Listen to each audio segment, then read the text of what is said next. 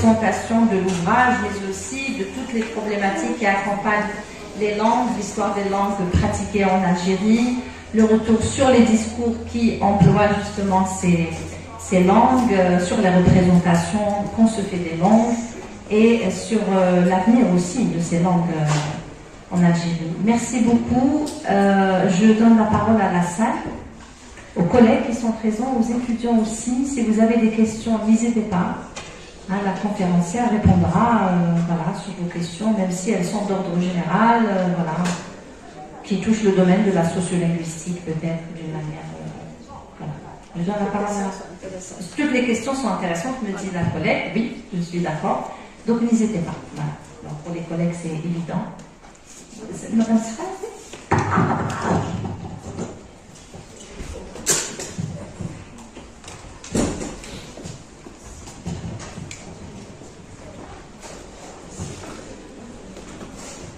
Alors, tout d'abord, je tiens à remercier notre cher professeur Camila d'avoir organisé cette présentation. Je tiens à souhaiter la bienvenue à nos invités des autres universités, notamment AG2, les étudiants, mes chers collègues. Cher professeur Chechou, tout d'abord, je tiens à vous féliciter pour la parution de votre ouvrage, Introduction à l'histoire des langues en Algérie, qui vient combler un réel manque dans la littérature sociolinguistique algérienne, en retraçant l'évolution des langues à travers des périodes historiques.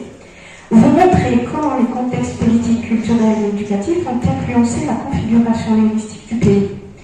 Ce qui m'amène à m'interroger sur une nouvelle forme de transformation linguistique qui ne semble pas liée à une domination extérieure, mais plutôt à une dynamique interne. Parlée surtout par les jeunes algériens sur les réseaux sociaux. Donc, ces derniers développent aujourd'hui des formes hybrides de communication mêlant arabe dialectal, français, tennessee et parfois anglais, souvent écrites en alphabet latin. Donc, c'est pas vraiment une question, mais c'est votre avis que je demande. Donc, pensez-vous que cette évolution numérique constitue une nouvelle étape historique dans le paysage linguistique algérien, comparable aux grandes phases que vous décrivez dans votre livre? Et surtout, pourrait-elle un jour influencer les normes linguistiques institutionnelles? Une autre petite question, c'est à propos de votre ouvrage, c'est: avez-vous rencontré des difficultés particulières dans la recherche de ressources historiques fiables? Voilà. Merci. Oui. Tu veux prendre d'autres questions? Tu réponds. D'autres questions? C'est ça. Tu peux la passer. Merci. Merci beaucoup, Madame Chachot, pour cette présentation du livre, parce que vraiment, je ne vais pas remercier Camille, c'est ma soeur, sinon.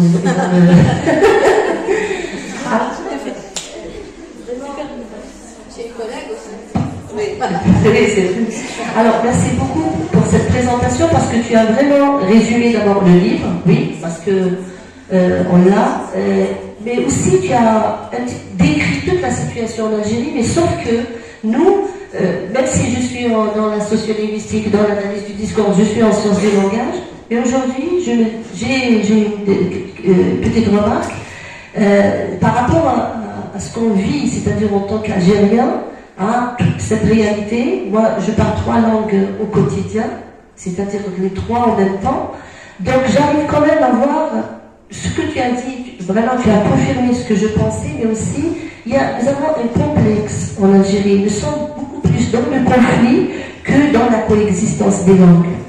Nous avons ce complexe. Les arabophones vous disent notre langue, parce que tu viens de dire quelque chose que j'ai aimé, parce que tu as vraiment donné une réponse que l'algérien, l'arabe algérien ne vient pas de l'arabe classique, alors que les arabophones chinois, pour ne pas dire des arabes, parce que peut-être ils sont que arabophones, ils disent non, notre langue c'est la langue du Coran. On est en somme supérieure à vous qui parlez Tamazight.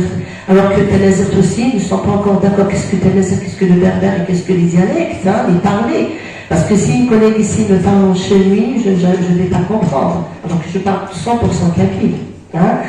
Il y a ce complexe déjà entre les variétés des langues, mais aussi entre nous, toutes les communautés existantes en Algérie. Les arabophones vous disent, nous avons la langue du Coran, vous êtes des berbères, votre langue n'est pas officielle. Donc il y a une politique que tu as séparée, que tu distingues de la politique linguistique, mais dans la réalité, on vit cette situation, on vit ce problème politique.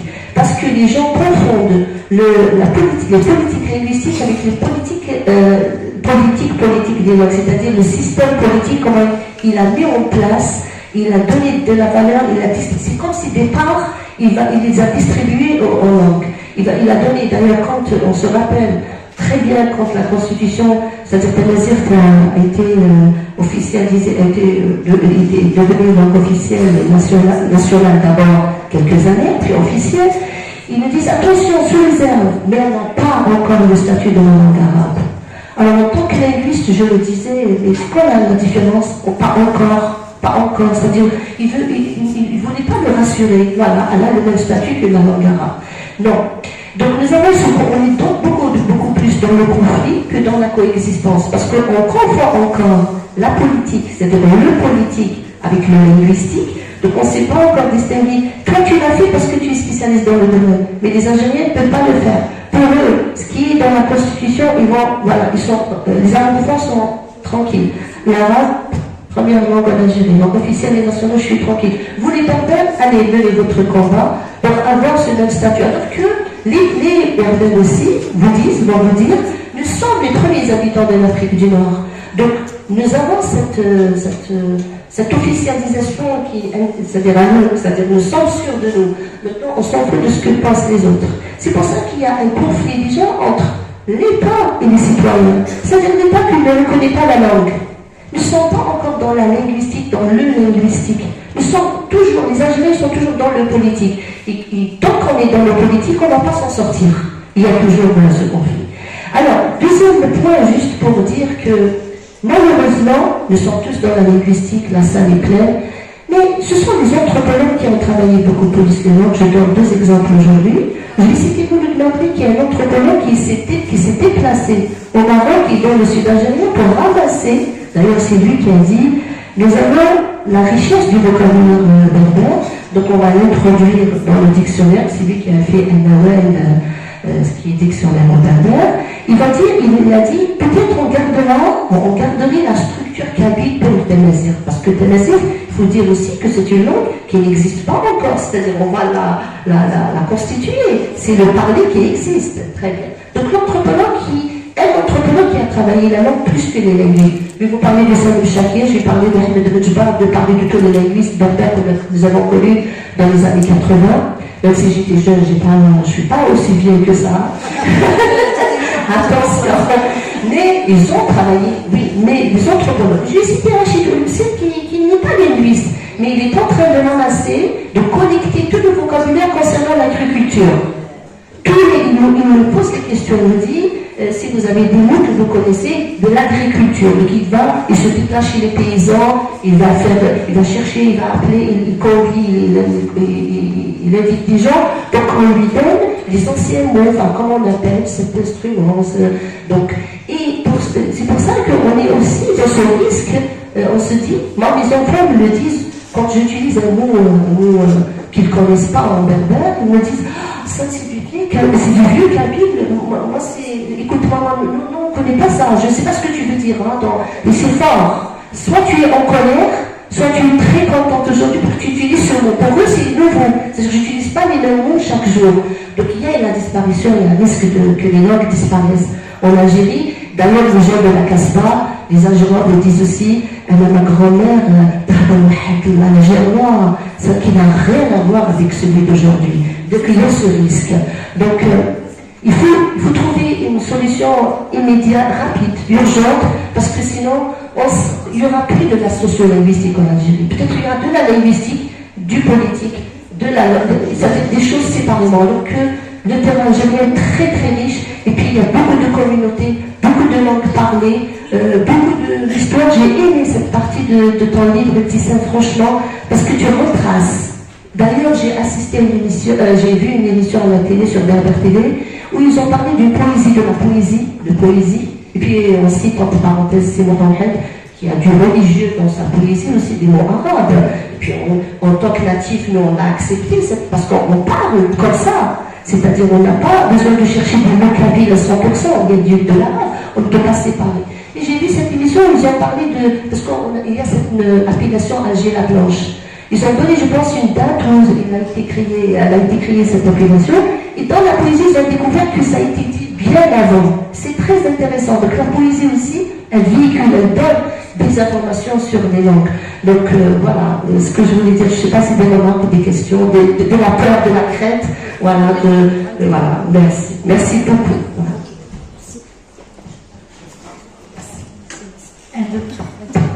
Merci. Bon, on prend pour répondre aux deux questions. Ensuite, on redonnera la parole à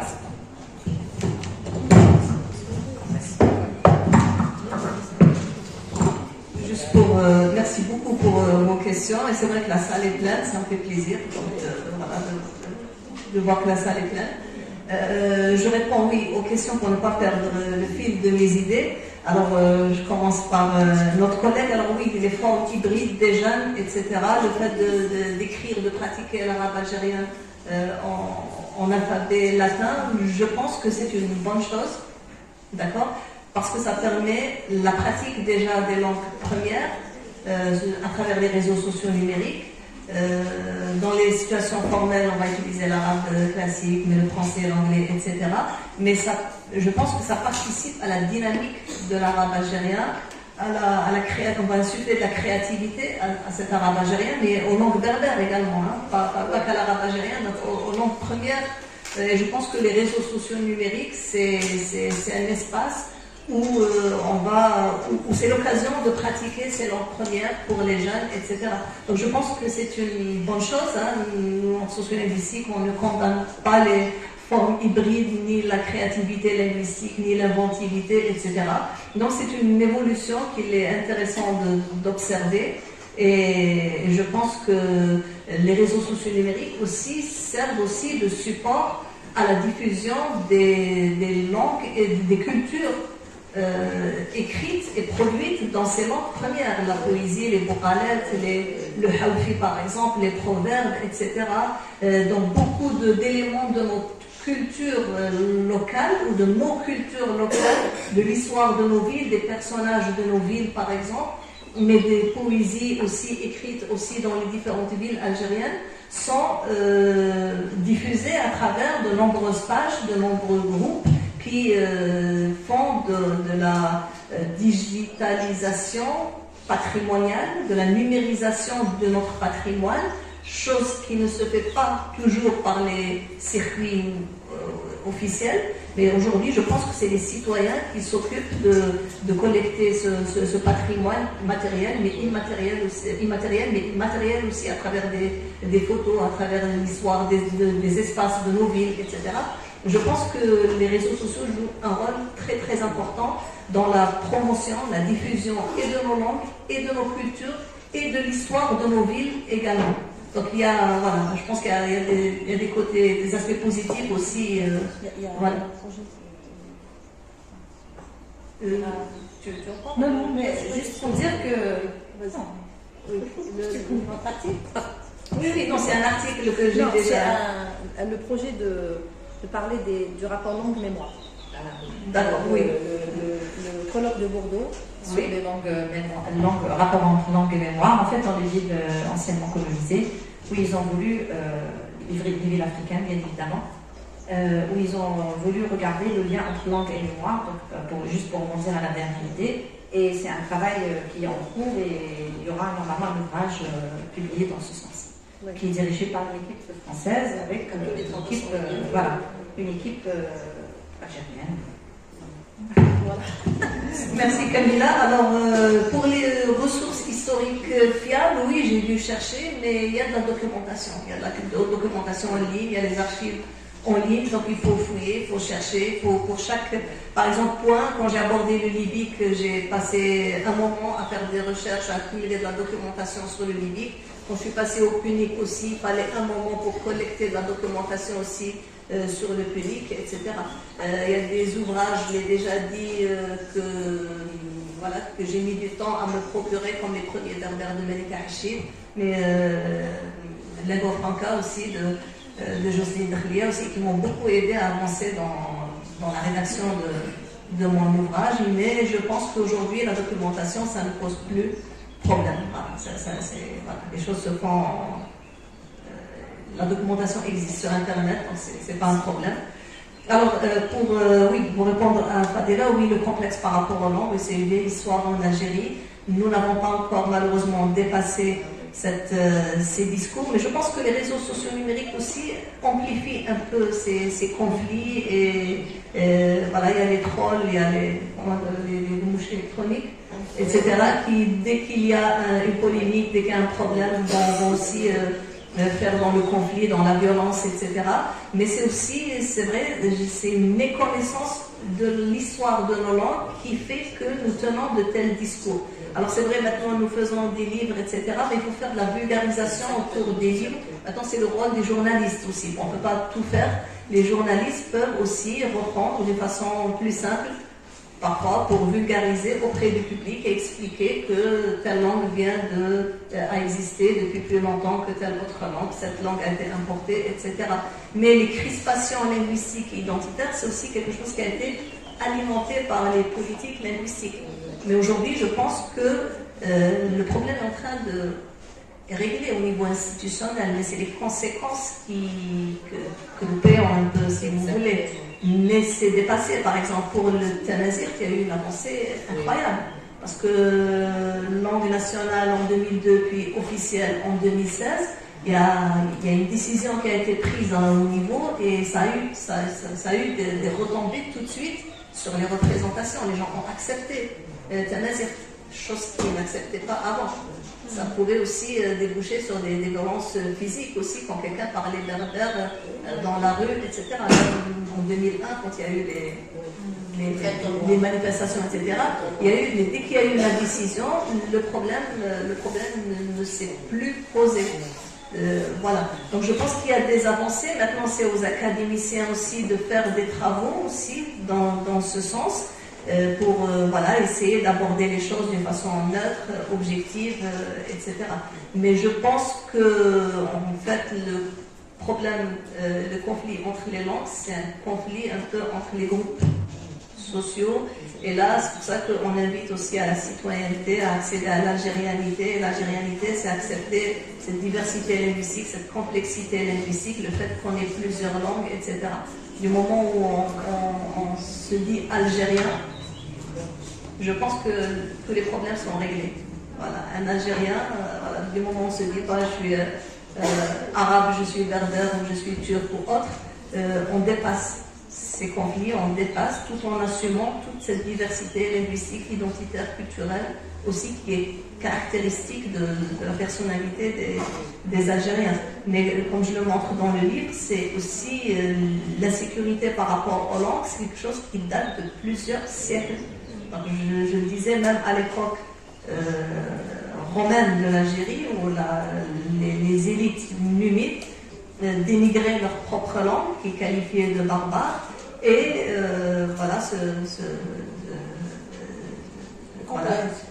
oui, ils avaient un complexe par rapport à ces langues, une certaine insécurité par rapport à ces langues, et pratiquaient et valorisaient les langues grecques et latines. Donc même le punique, il était aussi dévalorisé aussi par ces écrivains, parce que voilà, le latin a remplacé le punique, etc. Donc c'est une vieille histoire en Afrique du Nord, cette histoire de rapport complexe aux langues et de l'insécurité linguistique par rapport aux langues. Donc je pense qu'il faut comprendre tout ça pour essayer de dépasser aussi ces passions. Alors, il faut instaurer ce qu'appelle Jean-Baptiste Marcellesi, sociolinguiste en français, qui travaille sur le corse. Il faut instaurer une certaine démocratie linguistique. C'est-à-dire même, par exemple, dans le domaine berbère ou des langues berbères, il faut peut-être accepter les langues telles qu'elles sont. Il faut peut-être, moi je le dis, on risque d'être un peu attaqué. Pourquoi pas donner à ces langues berbères un statut de langue régionale pour chacune, pour permettre leur viabilité, pour permettre, encourager leur dynamique. Le kabyle peut parfaitement... Au lieu de perdre beaucoup de temps pour vraiment confectionner une langue... On ne peut pas confectionner, voilà. On ne peut pas confectionner parce que c'est une langue de laboratoire, c'est une langue artificielle, c'est une langue qui n'est parlée par personne et qui ne sert à rien. Voilà, je vais dire les choses comme ça. C'est une perte de temps et puis c'est un projet impossible. Alors que la littérature que nous avons, elle est écrite dans la langue kabyle, dans la langue mozabite, dans la langue starghi, et ce sont des langues à part. Vous le dites vous-même, vous ne comprenez pas le cheloui. Oui, parce que beaucoup de temps s'est écoulé depuis que les langues ont été pratiquées séparément, etc. Donc je pense qu'il faut peut-être avoir ce courage. Mais là, c'est dans la balle c'est dans le camp, on va dire, la balle, elle est dans le camp des académiciens qui ont toute la liberté aujourd'hui de proposer de nouvelles politiques linguistiques, peut-être les statuts, c'est un peu difficile de faire marche arrière sur langue nationale officielle, etc. Mais envisager un enseignement des différentes langues en fonction des différentes régions, etc. Et peut-être aussi laisser tomber ce projet idéaliste, on va dire, d'atteindre à une langue commune, une langue qui serait partagée par tout le monde et dans laquelle on communiquerait. Vous qui parlez kabyle avec un cheloui, si vous ne comprenez pas, vous allez parler arabe, algérien, français, l'anglais à l'avenir peut-être. Oui, mais pourquoi laisser, il y a des langues véhiculaires qui peuvent permettre l'intercompréhension, pourquoi attendre des générations pour apprendre une nouvelle langue pour pouvoir communiquer, parce que c'est un des objectifs qui est assigné à l'enseignement de Tamazight. Et ça, je crois que c'est un énorme problème, donc peut-être même garder comme statut honorifique et symbolique de statut de langue nationale et officielle pour le Tamazight dans toutes ces variétés. C'est d'ailleurs comme ça qu'est formulé le texte de la Constitution, et dans la pratique, promouvoir ces langues, et surtout j'insiste là-dessus, la littérature qui a été produite dans ces langues, et c'est ce qui permet de sauvegarder les langues et de freiner leur évolution et de prévenir leur disparition. Parce que c'est ça la menace. Il y a un très, très beau poème qui a été collecté par Anoto, général Anoto, sur la conquête d'Alger. Je n'ai pas la date exacte, 1875 ou 1814, quelque chose comme ça. Et c'est un texte qui ressemble, la ressemblance m'avait frappé, avec un poème écrit en arabe algérien qui date de 1830 et qui raconte la conquête d'Alger. C'est presque le même texte. On a le texte écrit, c'est Abdelkader Louhrani, l'auteur en arabe algérien, c'est publié dans un livre sur le Muqawama de Cheikh Al-Meknoud, etc. Et en kabyle, c'est exactement le même texte. Et c'est très frappant et c'est très intéressant et c'est très très émouvant quand vous lisez le texte. C'est les soldats français qui approchent, les gens qui s'agitent, la peur qui gagne les gens, les Algérois, etc. Et c'est vraiment, ça décrit la panique, etc. Et c'est vraiment très très émouvant. Moi je l'ai lu en arabe algérien mais ensuite en kabyle et sa traduction en français. Et c'est ça notre histoire aussi. Et l'histoire de notre pays passe aussi par ces textes et par ces histoires locales justement qui ne sont pas connues. Les témoignages, voilà, sur des épisodes qui ne sont pas très connus parce qu'il y a une histoire officielle qui est enseignée, comme dans tous les pays d'ailleurs. Il y a un roman national, il y a un récit officiel aussi qui est privilégié, c'est des choix aussi, c'est des choix politiques aussi, mais ça n'empêche pas aussi la connaissance d'autres textes et des histoires qui ne sont pas très connues et qui sont émouvants. Je me suis rappelé le texte. Voilà, je crois j'ai répondu à des... Oui, merci. Merci. D'autres questions, s'il vous plaît? Oui. Merci. Alors, je vous remercie, professeur Ibtissam Chachou, pour votre présentation et de nous avoir aussi permis de plonger dans cet univers des langues. Donc, vous nous avez invité à revisiter un petit peu le parcours des langues et le parcours complexe de ces langues qui continuent de façonner notre univers culturel. Et donc en fait, je me réjouis moi en tant que professeur, enseignante de langue et de littérature de la langue française, donc que cette réflexion s'inscrive directement dans cette dynamique de débat interdisciplinaire et pluridisciplinaire et aussi dans la valorisation de la recherche scientifique sur le plurilinguisme algérien. Et moi, je rebondis un petit peu sur ce qu'a dit mon amie Fadela par rapport au complexe des langues. Je pense que même en France, il y a ce même complexe, c'est-à-dire par rapport à la langue française, par rapport à... D'ailleurs, tout le monde dit que leurs ancêtres sont les Gaulois, mais il y a un certain Jean Prévost qui a d'ailleurs fait un ouvrage qui s'intitule « Nos ancêtres les Arabes », dans lequel il montre un petit peu qu'il y a beaucoup de mots, en tout cas un grand pourcentage de mots dans la langue française, dans l'étymologie est arabe. Donc en fait, c'est comme... En fait, il a un petit peu renversé tous les clichés, toutes les représentations que nous avons de la langue française. Finalement, je rejoins ce que vous avez dit sur le fait qu'il faudrait tout simplement prendre les langues telles qu'elles sont, parce qu'on n'est jamais sûr de l'origine, de nos origines, ni des origines des langues que nous employons. Voilà, il faut décloisonner, accepter que les langues évoluent, en fait, et que par le métissage, les échanges, les voyages, etc., les colonisations, les invasions coloniales que le monde a connues au fil du temps, les langues ne sont pas figées et elles sont amenées à évoluer au fil du temps. Voilà. Donc, je vous remercie pour votre présentation.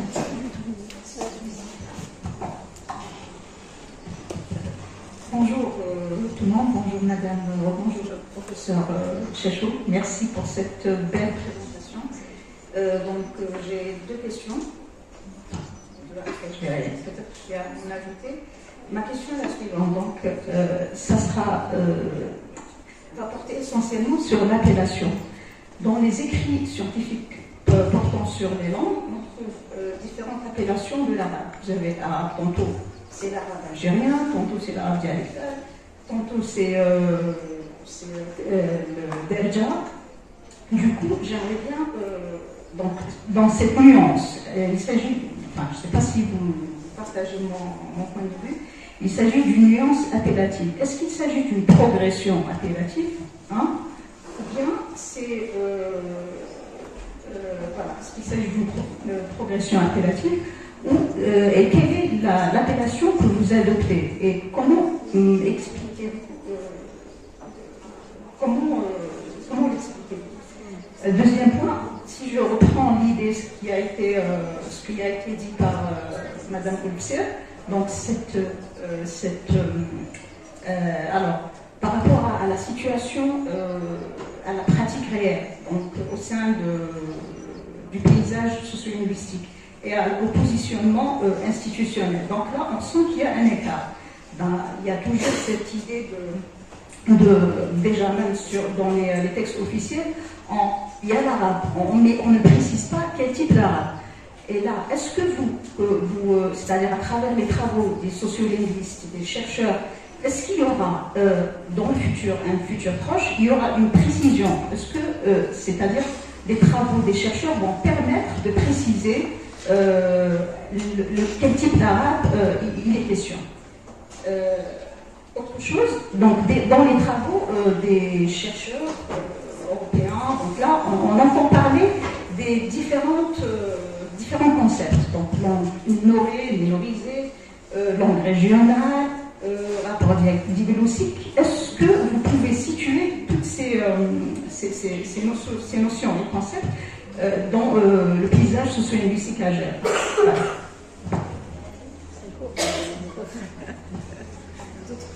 Oui, Bernard.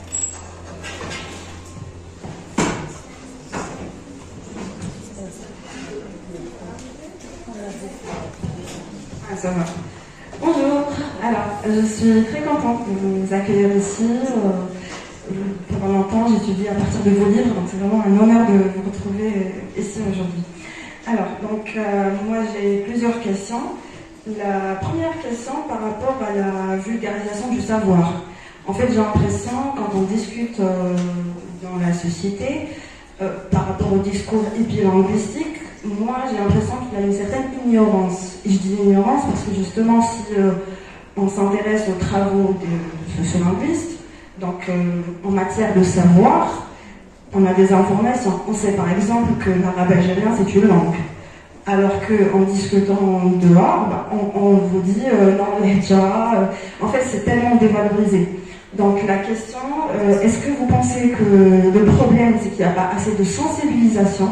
C'est quoi le problème en fait? Est-ce que c'est les sociolinguistes qui ne sont pas assez engagés? Est-ce que c'est l'école qui transmet vraiment des idées qui sont fausses sans remettre en question justement par rapport, à cause de la politique linguistique, notamment la non-reconnaissance de l'arabe algérien? Cette langue-là, elle n'a pas de statut. Est-ce que c'est ça? Et dans ce cas-là, quelle serait la solution? Qu'est-ce qu'on peut faire? Deuxième question. Alors, par exemple, le maltais comme langue, en fait, il y a des logiciels qui permettent de détecter le pourcentage de présence de chaque langue qui compose le maltais. Est-ce que pour l'algérien, on a aujourd'hui des logiciels qui peuvent nous détecter en tout cas le pourcentage de chaque langue, notamment l'arabe, le turc, le berbère, espagnol, etc. Et une autre question, oui, par rapport au fait de décoloniser le savoir. Moi, la dernière fois, j'avais assisté à un séminaire à Paris, à l'INALCO, et pareil, on nous a parlé du fait de décoloniser le savoir par rapport au savoir sud, nord, etc. Mais j'ai pas vraiment bien compris. Est-ce que vous pouvez juste me clarifier par rapport à ce concept? Voilà, c'est ça mes questions. Je vous remercie. Oui, si tu veux. Oui, je réponds après.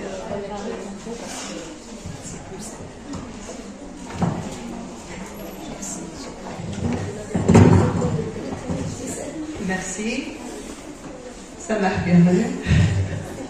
Alors, elle est là, oui. Alors, oui, pour vous répondre, Yasmine, à ta question, il n'y a pas une évolution appellative, à mon sens. D'ailleurs, c'était l'objet de la première publication que j'ai faite ici à l'ENS de Bouzaméa en 2012. Ça portait sur les dénominations, ça a donné lieu à une publication des concepts. Premier numéro de ça. Premier numéro de ça, de reconfiguration des concepts qui était dirigé justement par Sarah, Madame Prépas et M. Sitiak. Voilà. On a la version papier, si tu veux. Donc un de mes premiers articles où je me suis intéressée à ça parce que ça me posait problème dans mon travail de thèse de doctorat. Donc il y avait plusieurs appellations, une fluctuance d'appellations. Et voilà, il fallait faire un choix et le justifier comme vous me l'avez demandé. Donc je pense aussi qu'il n'y a pas, je le dis dans l'article, il n'y a pas assez de réflexion sur la dénomination des langues, de ce que nous utilisons comme appellation, comme dénomination. Donc on a tendance à reprendre arabe dialectal, donc je le dis, on dit arabe dialectal, c'est le dialecte d'une autre langue. Quand on connaît l'évolution et la formation de l'arabe algérien, on sait que ça ne vient pas, ça ne découle pas d'une autre langue. C'est une langue à part qui s'est formée à partir des parlers des Banu Hilal qui étaient, il y avait de nombreux parlers, il n'y avait pas un seul parler yéménite, et qui sont entrés en contact avec différentes langues berbères aussi en Algérie. Donc il n'y avait pas qu'une variété de berbères. Donc ça a donné aujourd'hui les différents accents que nous avons en Algérie, les différents parlers que nous avons en Algérie. Donc chaque zone géographique, sa coloration, les contacts qu'il y a eu entre les tribus, donc quelle tribu s'est installée là, au contact de quelle autre tribu berbère, qui parlait quel berbère, un berbère zénith par exemple, pour l'ouest de l'Algérie. Et on n'a pas beaucoup de spécialistes du zénith aujourd'hui pour comprendre un peu, pour essayer de détecter le berbère dans le parler de l'ouest. Ouah, par exemple, Ouah, ça viendrait du berbère zénith. De l'ouest, ben oui, oui. Donc vous voyez, donc il y a plusieurs termes comme ça qui paraissent barbares peut-être. Je plaisante. Voilà. Il existe en Kabyle qui n'a pas le même sens. Et en Chaoui, en pays Chaoui, c'est le pouce. Oui, vous dites wa pour lui, nous on dit wa pour non,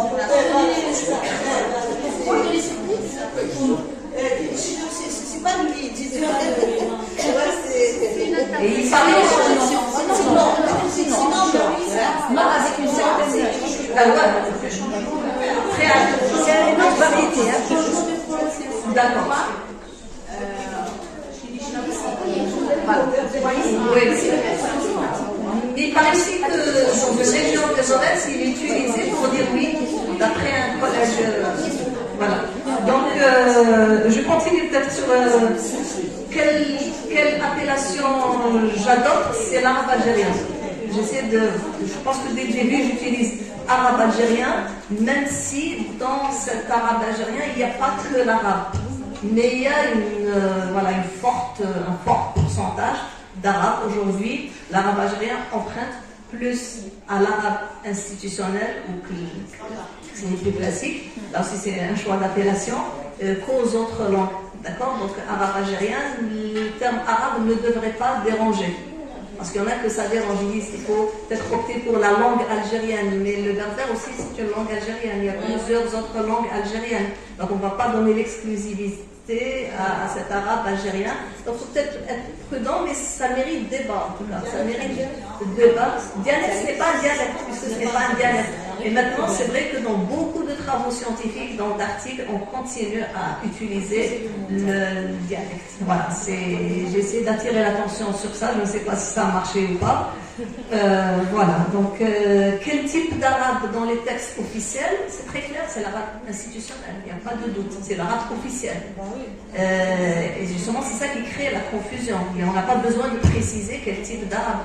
Donc on est vraiment dans l'arabe institutionnel officiel. Quand on dit la langue officielle de l'Algérie, c'est l'arabe, c'est bien l'arabe officiel institutionnel, il n'y a aucun doute possible. Standard, voilà ce qu'on appelle standard. Mais si vous l'avez dit, un standard, parce qu'il paraît qu'il n'a pas été standardisé, donc d'où le choix de officiel, institutionnel, que de standard et de classique, parce qu'on n'est plus aussi dans l'arabe classique. Donc il faut aussi faire très attention à ça. Par rapport aux langues berbères aussi, j'utilise les langues berbères, même si ça me pose problème dans ce que j'écris, notamment pour les articles, parce qu'on me demande souvent d'utiliser Tamazirt. Mais je dis non, Tamazirt c'est autre chose. Moi je parle des langues berbères, je parle du Kabyle, du Chaoui, du Chinoui, du Mouzazi, du Targhi, etc. Et je ne parle pas de Tamazirt scolaire. On peut appeler aussi Tamazirt scolaire. Donc là aussi, il faut faire la différence, surtout dans un travail scientifique. Dire Tamazirt comme ça et ça renvoie à toutes les variétés, d'accord. Mais dans un travail scientifique, il faut être précis. Quand je parle des langues, réellement parler des langues effectives, berbères aussi ne devrait pas déranger, même si pour les berbéries, ça viendrait de barbare et c'est péjoratif pour remplacer par Tamazirt, etc. Les mots ne devraient pas gêner.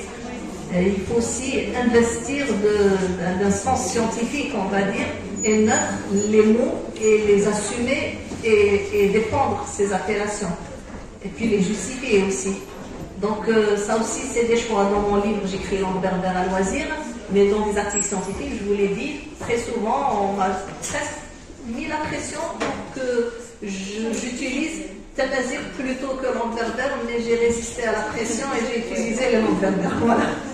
Alors, pour ce qui est des questions de notre étudiant doctorante, licencié, très bien. Très bien, c'est parfait, donc vous êtes à jour.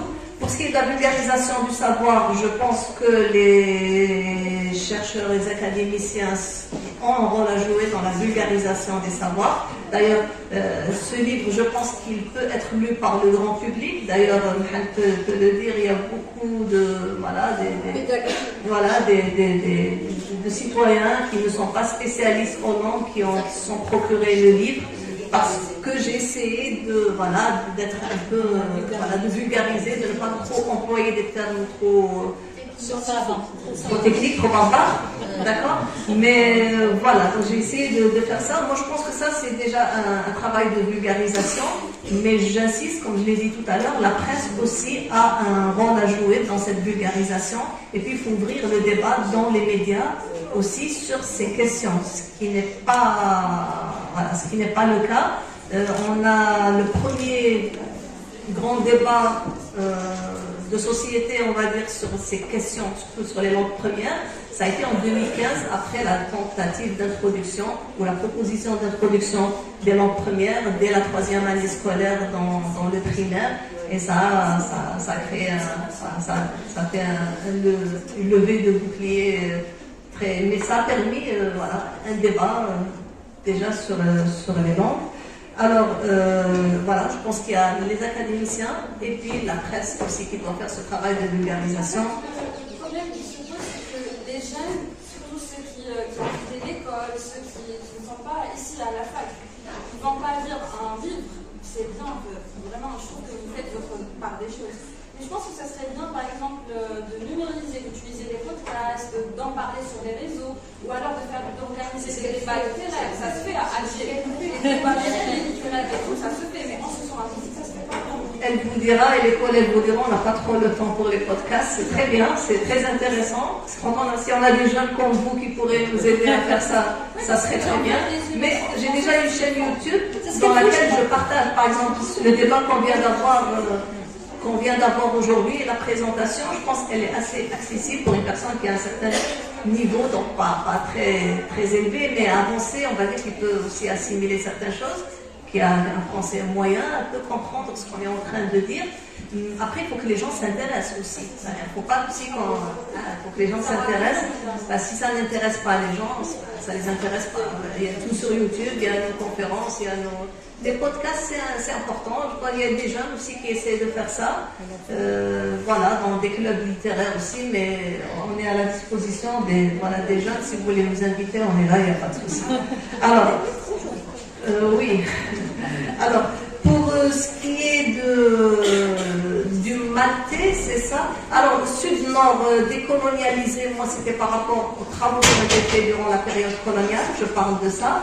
Mais maintenant, sud-nord, peut-être comme m'a dit Camilla, il faut peut-être demander aux gens de l'INACO. C'est un peu dépassé ce regard des chercheurs du Nord sur la recherche dans le Sud, etc. Et créer une certaine forme d'égalité, et travailler en collaboration, etc. Mais il faut aussi peut-être favoriser la collaboration Sud-Sud. D'accord? Et notamment, nos travaux, nous en Afrique du Nord, avec les travaux qui se font dans les pays subsahariens. Et c'est très important, parce que toute l'Afrique, tout ce qui se passe en Afrique, c'est très riche, c'est très intéressant, les évolutions, les dynamiques sont très importantes, et il faut peut-être aussi penser à ça. Alors, pour le maltais, c'est très intéressant, je n'ai pas de réponse concernant le logiciel, mais je compte m'y rendre dans pas longtemps et j'aurai peut-être des questions. Je ferai peut-être une vidéo sur le maltais. D'ailleurs, c'est un arabe maghrébin, le maltais. C'est classifié comme un parler maghrébin. Et d'ailleurs, l'université de Malte s'appelle l'université Tamata. Carrément. Voilà, juste pour vous donner un grand titre. Malte, pour l'université de Malte, ça s'appelle l'université Tamata, carrément.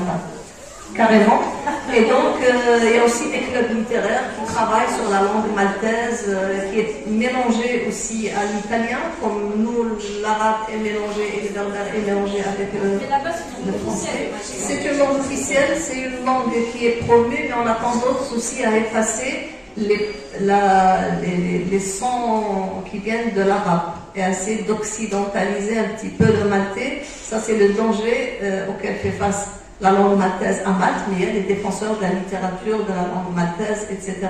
Donc c'est une langue qui est intéressante à observer, dont l'évolution est intéressante à observer. Voilà, merci beaucoup. Il y a une question? Oui. Oui, deux questions. Ils vont se présenter, les étudiants.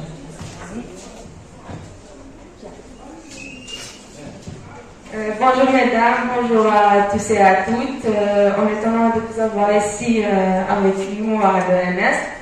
Et du coup, j'aimerais bien vous poser des questions concernant le berbère. Donc, pour ma première question, ce que vous avez abordé dans votre livre concernant les origines controversées du Tefina. Donc, je veux bien savoir, pour la première apparition du berbère, elle est apparue en alphabet latin ou bien en Tefina. Et pour la deuxième question, d'où viennent l'alphabet tifli? C'est Deuxième question. C'est bien, il vient de descendre. Alors, chers collègues, chers professeurs, bonjour. Je vous dis à Madame Tissane, merci pour votre présentation. C'est magnifique. Alors, moi j'ai une question. La société algérienne est vraiment pleine de plusieurs langues. La langue française qui est presque officielle. La langue arabe, la langue arabe, il y a la langue standard, la langue dialectale, la langue berbère. Donc, et la langue anglaise, bien sûr, qui va développer. Donc, quelle est la première langue? Est-ce que la langue arabe, dialectale, standard, ou bien la langue berbère? Puisque chaque langue a son statut. Et chaque langue est officielle. Quelle langue? Quelle est la première? Voilà, quelle est la première langue? Merci. Merci aux étudiants de troisième année. Ils font cette année le module sociolinguistique, donc elles ont un intérêt. Tu réponds et je te donne la parole après? Oui. Je vais poser une question difficile, donc je peux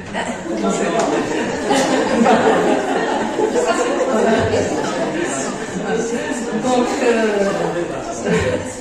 alors, pour ce qui est des langues berbères, donc ce sont les langues les plus anciennement pratiquées en Afrique du Nord. Donc, si on remonte aux origines des langues, les premières langues pratiquées et dont on a les traces, surtout parce qu'on ne sait pas s'il y avait d'autres langues peut-être africaines qui étaient parlées avant 7000 ans, avant notre ère. On ne sait pas, mais aussi loin que nous emmènent dans le passé les traces, ce sont les langues premières, ce sont les langues berbères qui se sont formées dans le sud de l'Égypte, donc dans cette région entre l'Éthiopie, l'Égypte, le Nil, etc. C'est les langues, d'ailleurs, voilà, c'est les premières fragmentations des berbères ont commencé, c'est un peu le berceau, voilà, des langues afro-asiatiques ou kamito-sémitiques, etc. Donc c'est parti de là, et puis avec l'immigration, le déplacement des populations, c'est monté vers le nord et c'est entré en contact avec d'autres langues, etc. Donc ça, vraiment, je vous invite à lire les premiers berbères de Malika Hachid pour avoir d'autres détails sur la datation de ces langues et la fragmentation des premières langues berbères dans cette région. Donc les premières langues, si vous voulez, ce sont les langues berbères, et plusieurs siècles après, c'est ajouté le punique, peut-être le phénicien, mais à la langue, il est entré en contact avec le berbère et ça a débouché sur le punique. Puis il y a eu donc plus récemment le latin et encore plus récemment l'arabe, donc à partir du 8e siècle, avec le pré-hilalien, mais l'arabe des Hilaliens, c'est à partir du 12e, 13e siècle, etc. Donc c'est donc très très récent dans l'histoire de... Mais ça, c'est la hiérarchisation scientifique, on va dire, des langues. Après, il y a une hiérarchisation politique, donc les statuts des langues, c'est autre chose. La politique linguistique, c'est autre chose. D'accord? Nous, ce qui nous intéresse sur le plan scientifique, c'est la diachronie, c'est l'évolution des formations de ces langues. Donc, il faut bien connaître ça. Et je dis d'ailleurs, ce révisionnisme dont j'ai parlé, c'est que certains essaient d'introduire une concurrence entre les langues et de dire, par exemple, que le punique a existé en même temps que le berbère, ce qui est faux. Ce qui est complètement faux. Il y a même des thèses fantaisistes que le berbère vient de l'Orient, du Yémen, du Phénicien, l'hypothèse de la langue adamique, etc., que le berbère vient de l'arabe. Ça, c'est des histoires à dormir debout. Hein. C'est juste que le berbère a emprunté à l'arabe. D'ailleurs, Fadela le disait, il y a beaucoup de mots arabes qui ont été introduits à la faveur de la première arabisation linguistique, parce que en Grande Kabylie, par exemple, il y avait beaucoup de zawiya où on enseignait l'arabe, et il y a eu beaucoup d'emprunts de mots savants du registre religieux à l'époque en kabylie. Donc quand vous lisez les poèmes des quatrains de Mouhamed Ouhad par exemple, ou les poèmes anciens de Kabylie sur lesquels a travaillé Mouloud Maamri d'ailleurs, il en a fait un recueil, et même les poèmes de Anoto, ils sont en ligne, vous pouvez les trouver sur Internet, et bien vous pouvez presque comprendre le kabyle ancien. Très différent peut-être, ou différent de ce qui se parle actuellement. J'ai beaucoup plus de facilité à comprendre ce kabyle ancien que le kabyle d'aujourd'hui peut-être. D'accord? Donc c'est très intéressant à explorer. Alors le tifinagh, d'où est-ce qu'il vient? Le tifinagh, l'appellation déjà tifinagh, ça voudrait dire la langue phénicienne, tifinagh, Finiria, tifinagh, donc à l'origine, ça désigne l'écriture.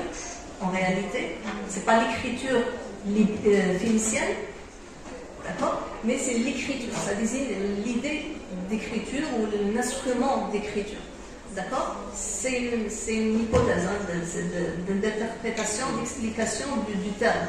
Pourquoi il est appliqué à l'alphabet berbère, d'accord, tifinagh. Donc il y a cette hypothèse.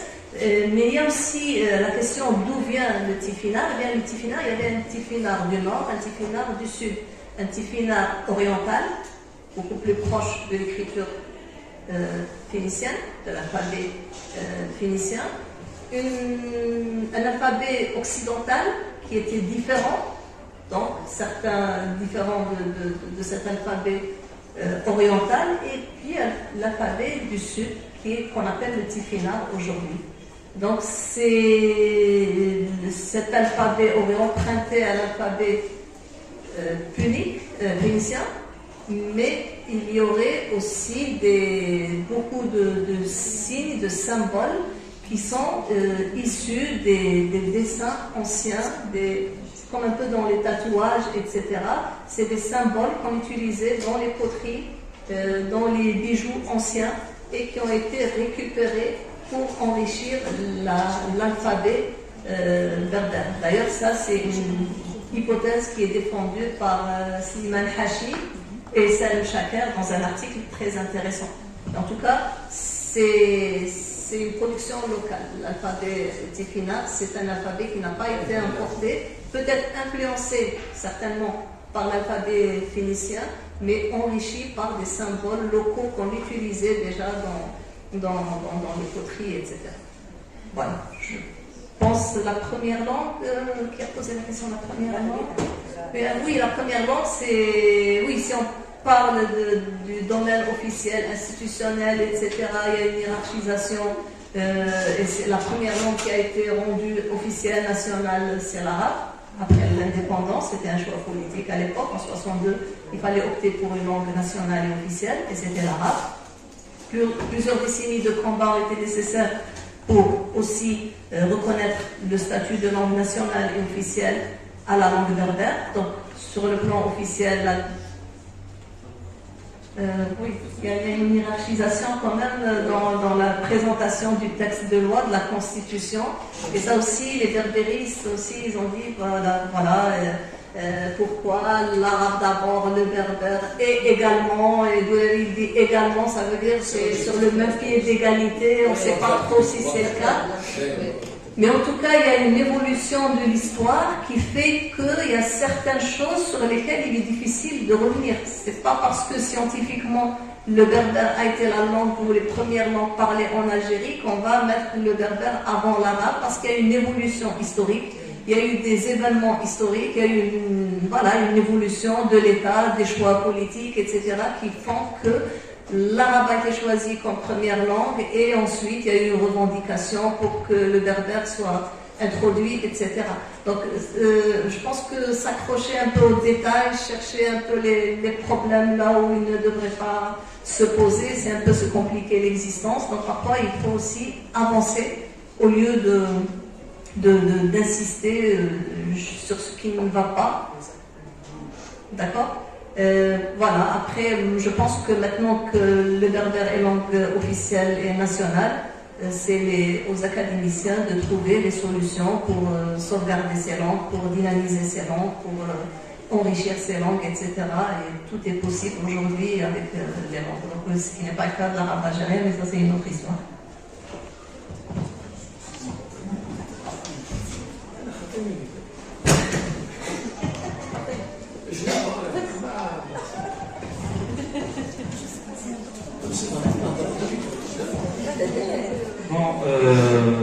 Bonjour Madame Chachou, merci pour la présentation de l'ouvrage.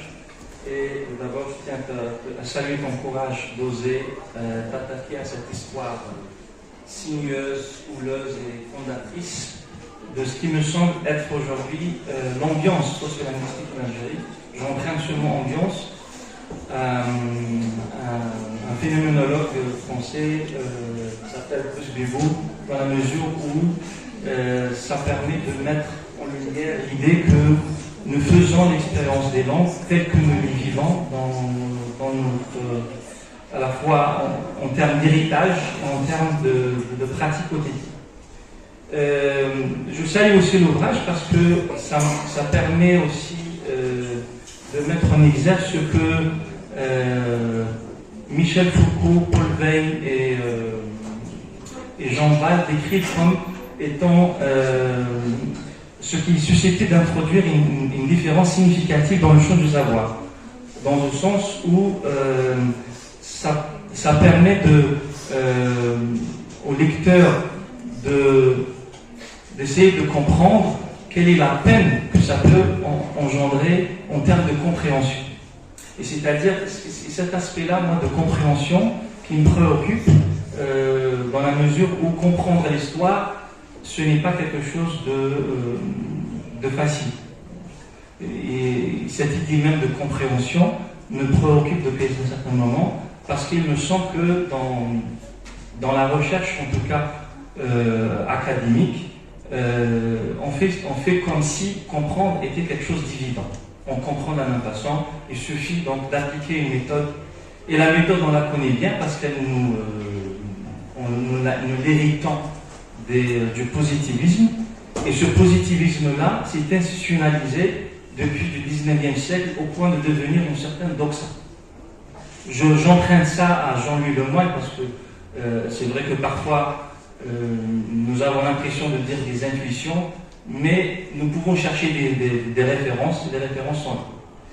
Je pense que votre ouvrage, cette différence significative, moi je l'entrevois à la lecture, bien sûr, que j'ai fait une lecture diagonale, parce que j'ai pu me procurer l'ouvrage un peu tardivement, mais il me semble que cette différence significative, je l'aperçois dans la façon dont vous entrez en dialogue avec des thèses historiques, notamment la thèse de Abdou Imam. Et je pense que c'est une manière, saine et hygiénique de se confronter à d'autres thèses. Parce que il me semble que dans les travaux de recherche, on a l'impression qu'on fait, je ne sais pas comment formuler ça, mais que chacun est voilà, exactement. C'est-à-dire qu'on ne se confronte pas. Et que la confrontation, au contraire, c'est ça ce qui pourrait permettre de faire jaillir des idées, et que le conflit, au contraire, le conflit des interprétations, comme le dit Paul Ricoeur, est générateur de nouvelles idées, peut-être de nouvelles pistes, etc. Donc, il me semble que cet ouvrage permet peut-être d'entrer en dialogue avec vous sur un certain nombre de défis, moi que j'appelle des défis épistémologiques, parce qu'il me semble aussi qu'en sociolinguistique francophone, elle s'est alignée sur des impensés qui n'ont pas été interrogés. Depuis la philosophie du langage d'Austin et Searle, etc., nous avons hérité beaucoup de concepts et nous les avons intériorisés sans les interroger. Alors qu'il y a en parallèle, en contraste, toute inversion de la philosophie continentale, gadamérienne, heideggerienne, derridienne, etc., qui s'inspire d'autres références. Et je pense que, même en linguistique, malheureusement, on a fait le choix de partir de Saussure, qui était un choix légitime, mais en regard de ça, il y avait d'autres choix possibles. Et par exemple, le choix de Humboldt, moi il me semble que la pensée de Humboldt n'a pas été honorée pleinement. Dans la mesure où lui, par exemple, qui est un polyglotte qui maîtrisait 36 langues, et qui avait l'idée que la langue n'est pas uniquement un instrument, un système de signes, mais que c'était aussi une vision du monde. Et ça partait de son influence romantique, c'est-à-dire que finalement la langue c'est une tradition, et donc dans la tradition donc, nous l'héritons avec ses ancrages biographiques, historiques, etc. Il me semble que cette idée-là cadre avec cette idée de se réconcilier avec l'histoire. Parce que finalement, quand nous lisons l'histoire avec les yeux d'aujourd'hui.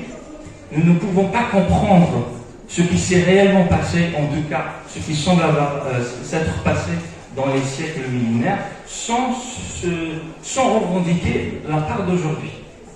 Et justement, ça m'amène à ce défi-là, c'est-à-dire revendiquer sa posture de recherche, c'est-à-dire assumer sa part de subjectivité. Alors, ce n'est pas la subjectivité étriquée, c'est-à-dire de dire c'est le jeu réduit au plan énonciatif, mais cette subjectivité assumée, comme le dit Merleau-Ponty, avec son ancrage, c'est-à-dire biographie, le fait d'être né quelque part, le fait d'être homme ou femme. On n'a pas les mêmes idées, on n'a pas les mêmes projets, on n'a pas les mêmes, les mêmes expériences et les mêmes visions du monde.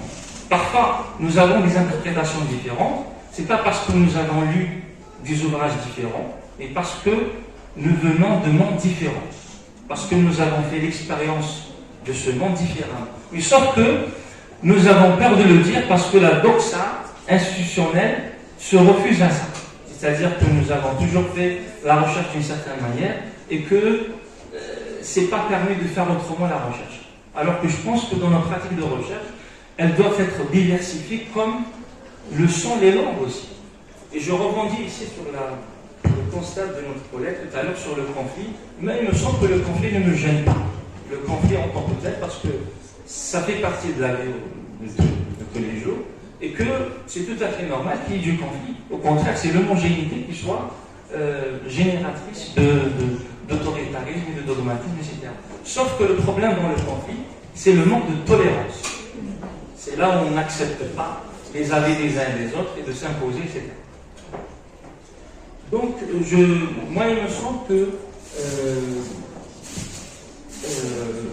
dans nos pratiques, même en sociolinguistique, je pense qu'il y a un manque de réflexion épistémologique sur nos ancrages. Là, dans tous les travaux de sociolinguistique, on se cite, mais on ne se critique pas. On peut se critiquer sur les concepts, mais les arrière-plans épistémologiques, on ne les critique pas. C'est-à-dire que maintenant, il suffit de citer Laborde, Guimper, etc. Et on a pleinement l'étiquette, le label de faire de la sociolinguistique. Alors que finalement, ces chercheurs-là sont partisans d'une certaine vision de la recherche, qui est la recherche qui se base sur un protocole donné. C'est-à-dire qu'on peut comprendre un être humain à partir d'une méthode. Et je pense que entre êtres humains, la méthode n'est pas la seule manière de comprendre. Parce que comprendre pour Gadamer et pour les partisans de la philosophie continentale, c'est un événement, c'est-à-dire que c'est quelque chose qui arrive. Parfois on comprend, mais je ne sais pas comment j'ai compris.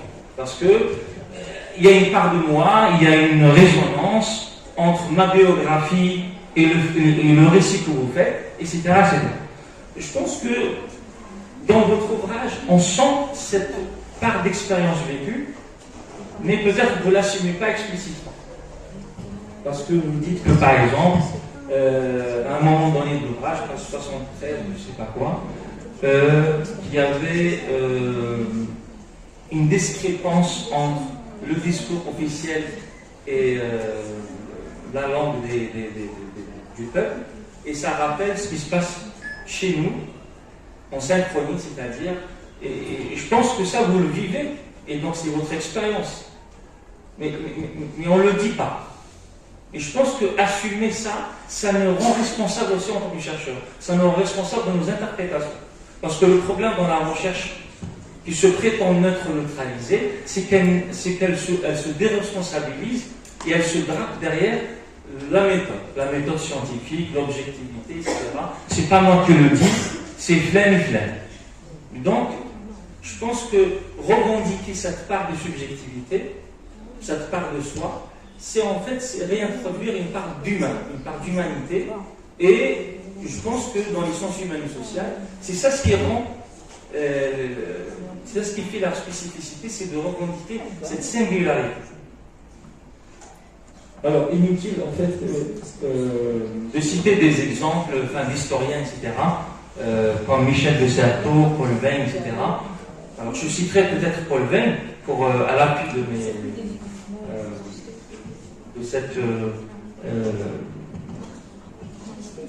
ce que j'appellerais mes vœux, c'est-à-dire l'implication de soi, c'est-à-dire Paul Veyne, par exemple, c'est un historien français qui a travaillé sur la notion de dent chez les Romains. Et il a remarqué que beaucoup d'historiens omettaient de faire part de ces largesses, ces potlatch que faisaient les notables romains, alors au Haït, etc. Et à partir de ces détails anecdotiques, il en a fait tout un bouquin et il s'est légitimé à partir de l'expérience, de métier de son père qui était négociant et qui aussi donnait beaucoup d'argent et ça le rendait assez célèbre. Et il était préféré parmi tous les conférents.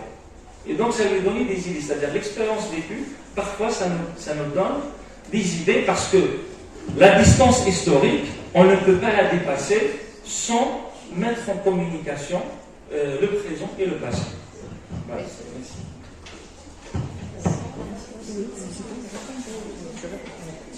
C'est plutôt un débat.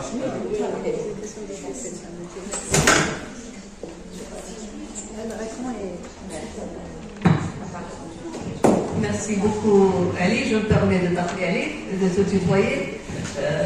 Je vous ai dit qu'il posait des questions difficiles. Très réflexive, épistémologique, phénoménologique, à la Merleau-Ponty, etc. Voilà. Donc, merci Ali pour tes réflexions. Je pense que, oui, nos travaux manquent de réflexivité, d'esprit analytique, d'esprit de contradiction, mais sain, utile et pertinent. Je pense que par rapport à ce que tu as dit, je pense qu'il faut aussi être prudent par rapport à l'expérience vécue.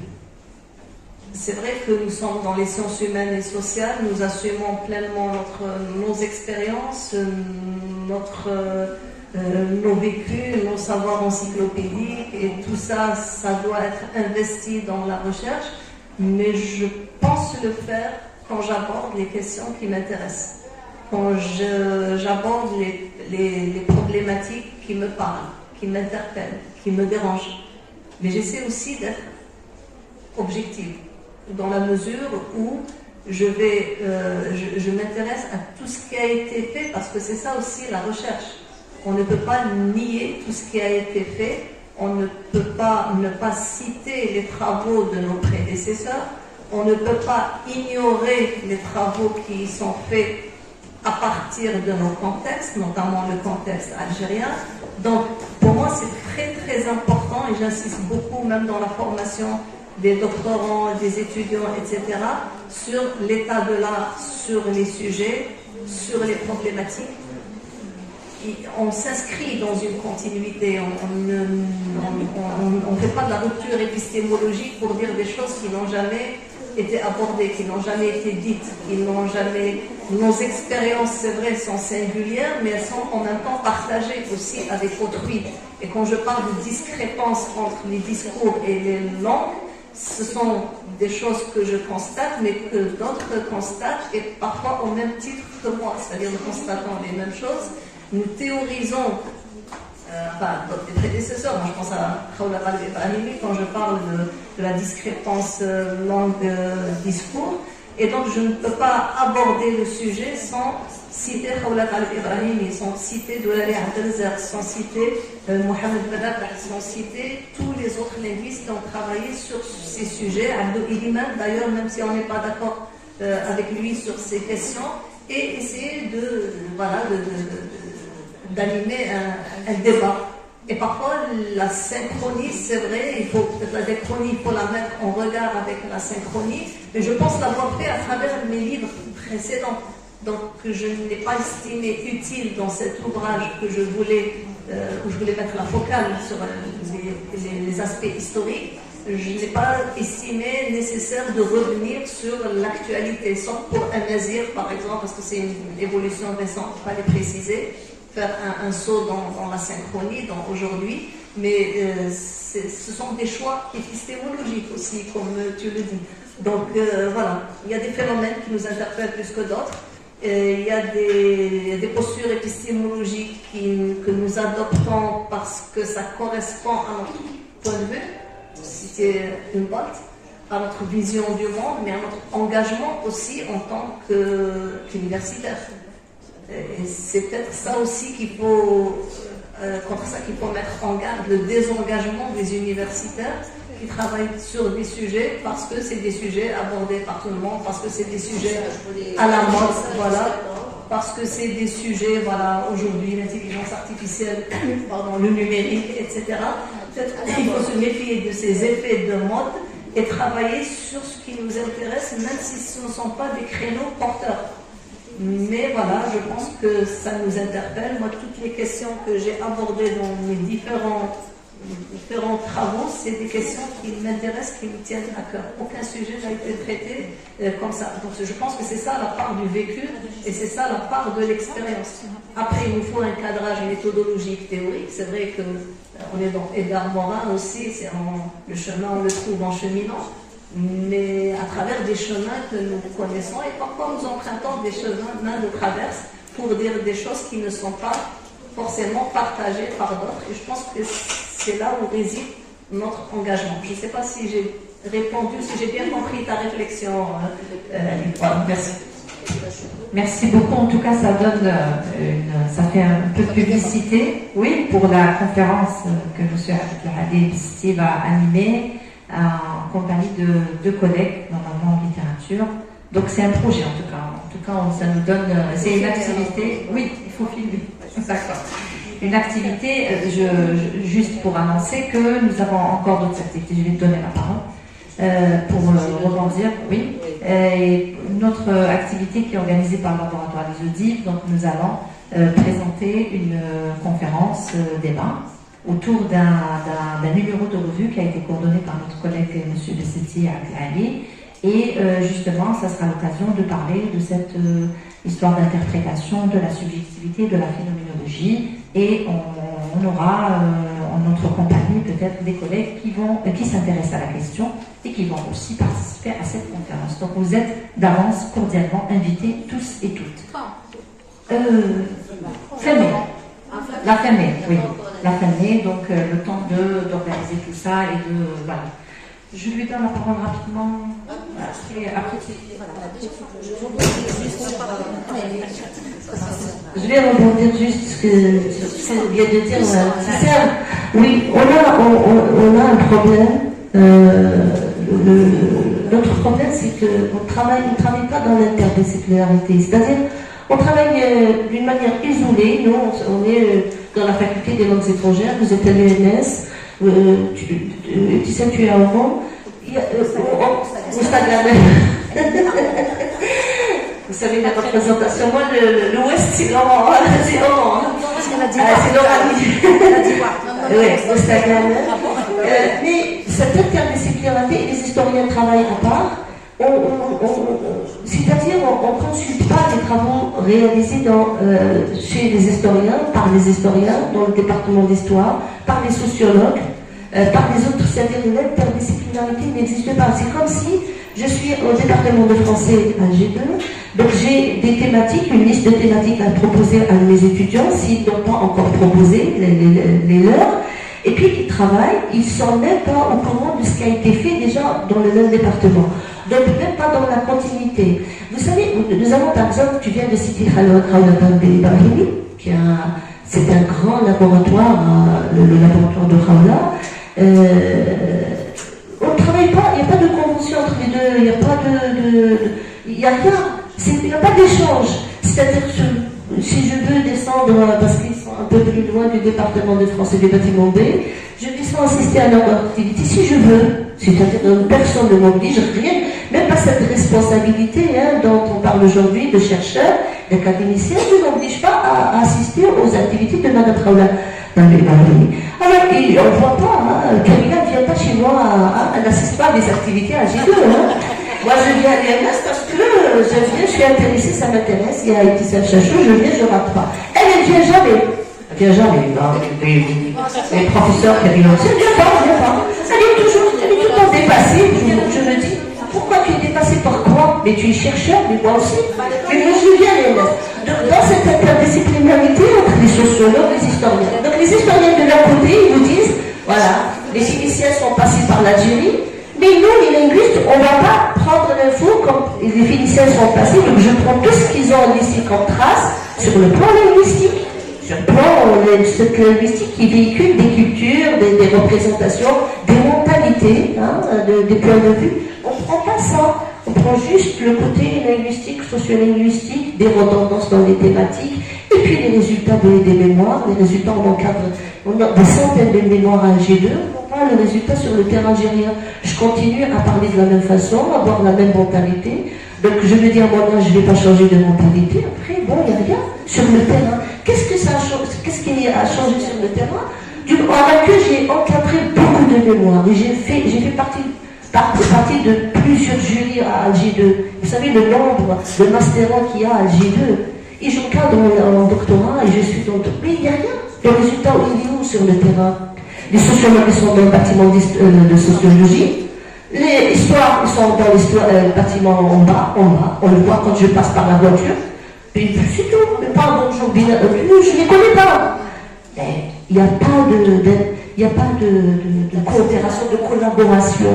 Il n'y a rien, on n'invite pas nos collègues, ils ne nous invitent pas. C'est-à-dire pour voir le côté, l'impact de l'histoire, de cette dimension historique dans la linguistique, la sociologie, on ne voit rien. Donc il y a ce problème-là, je pense que c'est le problème. Donc, même pas avec le département d'arabe, alors qu'on partage les mêmes corpus. On travaille sur les mêmes corpus. Ils travaillent sur des écrivains, par exemple, des arabophones, on travaille sur des écrivains des francophones. Alors, comme si on ne peut pas travailler sur les arabophones, dans les écrivains qui écrivent en arabe. C'est vraiment incroyable ce qui se passe. Donc, je pense qu'il est temps, il incombe aux académiciens, aux chercheurs, de régler un petit peu cette situation, de trouver des solutions, parce que c'est pas possible de continuer comme ça. On restera dans les mêmes, on aura toujours les mêmes problèmes. Donc voilà, c'est pour ça qu'on n'avance pas. Voilà, donc merci.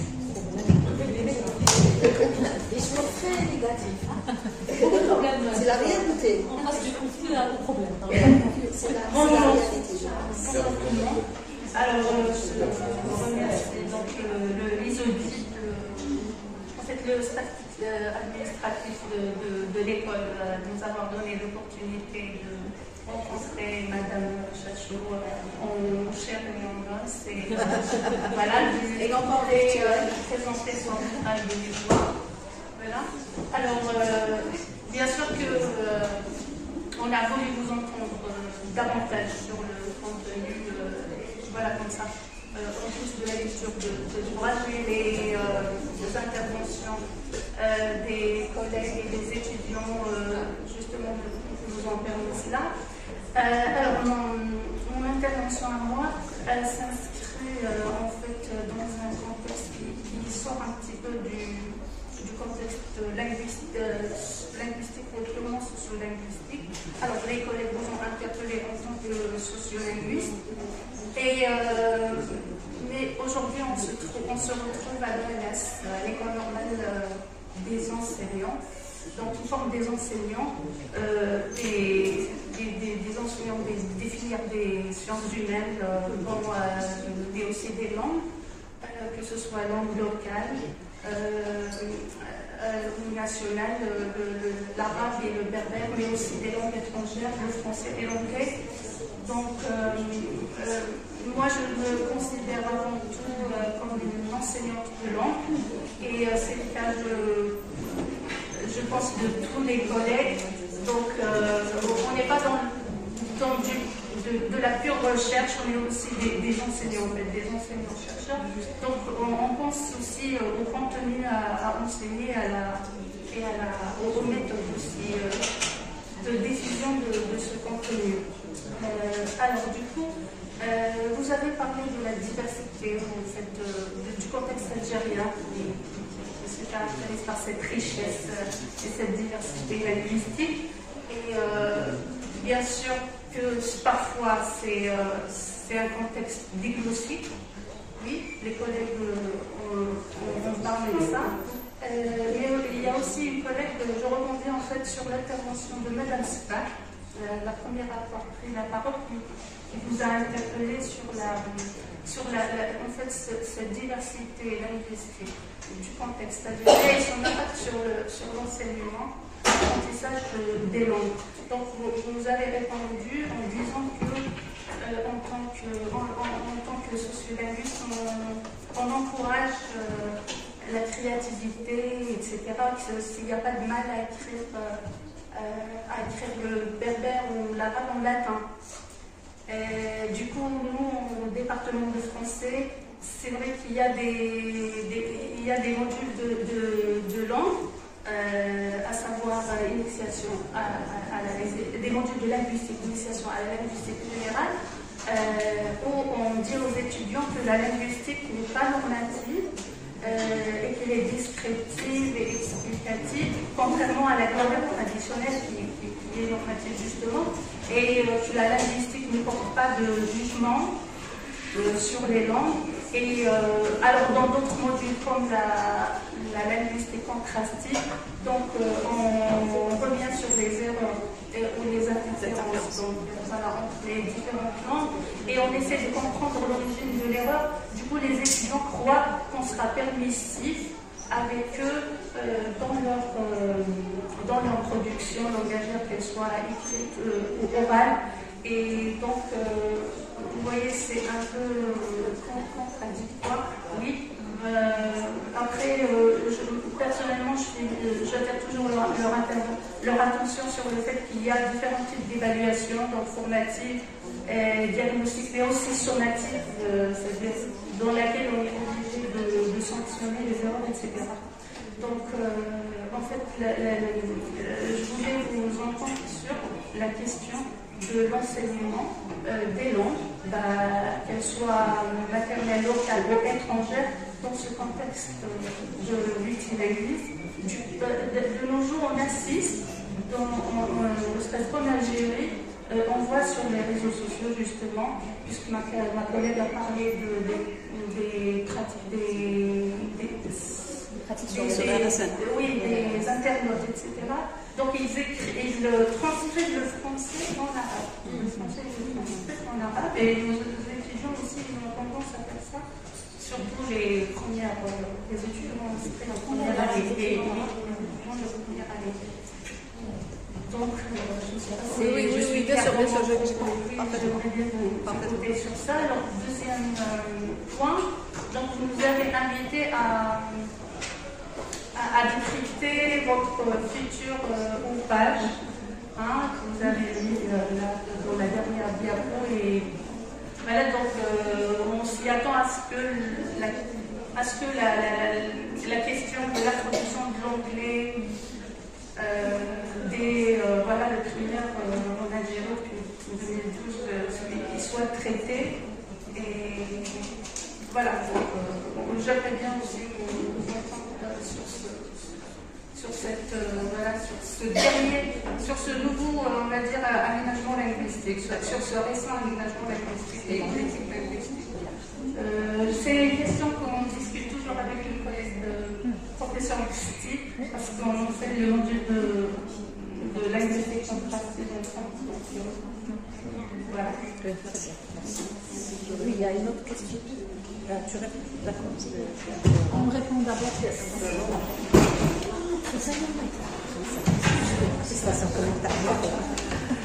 Alors, merci pour votre question. C'est vrai que je n'ai pas pu tout aborder dans la présentation, mais vous évoquez la question de la norme et des usages, donc de l'approche normative, de l'approche descriptive, etc.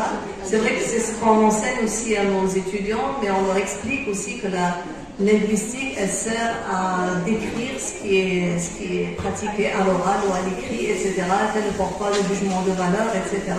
En sociolinguisme aussi, on fait de la description de la langue socialement située, etc. Maintenant, vous évoquez peut-être des questions de sociodidactique, et là, ça pose problème parce que il est vrai que autant on doit être ouvert sur la créativité, l'inventivité, la diversité linguistique, etc. Mais je pense que, et là, on connaît toutes et tous nos casquettes d'enseignants, nos étudiants et nos élèves et nos étudiants ont besoin de maîtriser une langue académique ou 2 langues ou 3 langues académiques.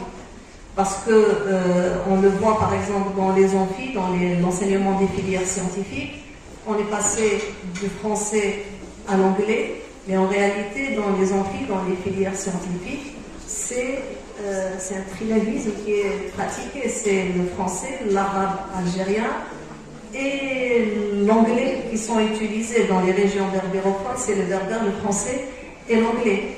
Quand il n'y avait pas l'anglais, c'était le français et l'arabe algérien, de plus en plus avec les nouvelles générations. Donc, ce qu'il faut comprendre aussi, c'est que le français devient une langue étrangère en Algérie. On parle de régression, de recul, mais elle devient une langue étrangère de par le statut qu'on lui a assigné depuis un certain nombre d'années. Donc, il faut peut-être revoir nos enseignements en première année universitaire. Ne pas être trop exigeant ou revoir les enseignements, revoir les matières, revoir les modules pour enseigner ce français comme langue étrangère à nos étudiants. Après, il y a par exemple la matière d'expression orale. J'ai fait un article aussi sur ça. À l'oral, il s'agit de favoriser la prise de parole, d'encourager les étudiants à prendre la parole. Il ne s'agit pas de corriger leurs erreurs et de les bloquer. Aussi, vous voyez, donc beaucoup d'enseignants de l'oral, par exemple, ils pensent qu'ils sont là pour corriger les élèves à l'oral, alors qu'ils sont là, ou les étudiants, ils sont là pour les encourager à prendre la parole, pour dépasser cette insécurité linguistique qui se trouve même dans notre contexte algérien, même dans nos familles, etc. Ils ne parlent pas comme ça, parlent à voix basse, ne parlent pas devant des adultes, devant des invités, etc. Il y a beaucoup d'insécurité, même dans nos pratiques de tous les jours et dans notre vécu. Et donc il faut aussi, les filles doivent parler à voix basse, pas à voix haute parce que c'est mal vu, etc. Donc beaucoup de la timidité, il faut dépasser tout ça, etc. Donc parfois l'enseignant aussi, il est dans la stigmatisation, il est dans une certaine violence qu'il exerce sur l'étudiant par rapport à cette norme. Et donc on exige d'un étudiant un niveau de langue qu'il ne peut pas avoir, en première année, ni en deuxième année, ni peut-être en troisième année. Donc quand on voit par exemple des étudiants de français dans des pays européens, hors de la France, ils ont un niveau très très très moyen de langue française. Et les enseignants ne les jugent pas sur les erreurs qu'ils commettent. Même si notre objectif, c'est de les amener à une bonne maîtrise de la langue, etc. Mais il y a aussi question de mettre des moyens d'arriver à faire maîtriser aux étudiants un certain niveau de langue, une certaine maîtrise de la langue qui va les aider à écrire leur mémoire de fin d'études, etc. Parce que c'est bien beau dans les amphis des filières techniques d'enseigner dans 3 langues, ça permet la compréhension, tout le monde comprend, c'est la diversité linguistique, c'est la coexistence des langues, etc. D'ailleurs, comme dans les classes, le rôle de la langue première dans l'enseignement de la langue étrangère, c'est intéressant, mais cet étudiant, quand il arrivera en master, dans quelle langue il va rédiger son mémoire? Dans quelle langue il va rédiger ses rapports? Dans quelle langue il va écrire et maîtriser et faire de la recherche par la suite? Enseigner. Peut-être. Et enseigner aussi, quand c'est des enseignants. Vous avez cité Marielle Rispail qui a commenté votre ouvrage au début de votre intervention. donc, qui encourage la sociodidactique, l'approche sociodidactique. Donc, que penseraient les sociodidacticiens, par exemple, de la transcription du français, quand je parle des sociodidacticiens français, de la transcription du français en arabe. Voilà, alors je dis que ce ne sont pas les mêmes contextes en France et en Algérie, parce qu'en France, il n'y a pas de diglossie. Il y a des registres de langue. Et on peut tolérer le registre familier, on peut tolérer d'autres registres de langue, mais on reste dans le français. On reste dans le français, il y a un français standard quand même qui est inculqué par les médias, dans certains milieux, dans certains domaines, etc. Donc il y a quand même la prédominance de ce standard qui est là, et même je pense pour les jeunes, etc., ça pose problème aujourd'hui parce qu'on maîtrise de moins en moins le français standard. C'est un peu comme partout, il y a eu un recul de cette langue standardisée au profit d'autres formes et d'autres. Sauf que nous, en Algérie, quand il y a un problème de diglossie, l'évolution, elle est plus rapide. Et la dialectalisation, j'utilise quand même ce mot, est plus rapide parce que ces langues ne sont pas dotées de dictionnaire, elles ne sont pas enseignées, elles ne sont pas transmises à l'école, les langues premières, et donc elles évoluent très très très vite. Et ce n'est pas donc le même contexte. En sociodidactique, la sociodidactique en France, c'est bien beau, la diversité, le langage familier, etc. Mais nous, on a d'autres exigences et on a d'autres besoins. Et le premier besoin peut-être des élèves et des étudiants algériens, c'est de maîtriser une ou deux langues étrangères.